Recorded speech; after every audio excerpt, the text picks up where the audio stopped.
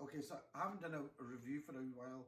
So, been reading some serious stuff at the moment, and really I just wanted to read something a bit light-hearted.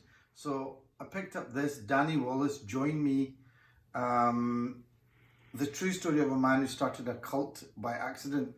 So, you've probably seen this guy, Danny Wallace. He's a kind of comedian, writer. He does stuff in various magazines, and he's really famous for having these bored lad projects. So one of the things he did was he started up his own country, and they did a series about that.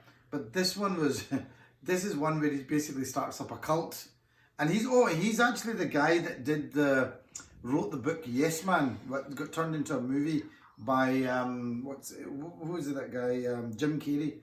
So he's done quite well, but this was one of his earlier books, and he basically is bored, and he decides to simply start up he starts up a little group, and he puts an ad in a local paper, and he says on it, "Join me," with nothing else. And one of the things he says is, "Join me, but send a little passport photo to this address."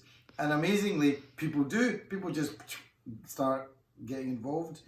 And he eventually gets to a few hundred people, and then thinks, well, what do we do with this? So he then starts, well, okay, what do we do? So they start doing, he said, okay, let's do something nice on a Friday.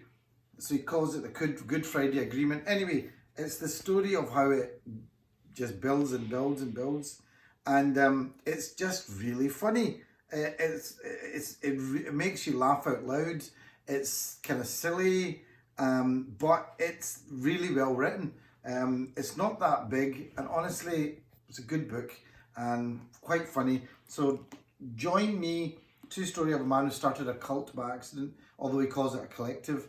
It might even still be going. It's probably on a website somewhere and still going. But I would get this book, honestly. It's very funny and very light-hearted. And in these dark times, it's nice to read something else.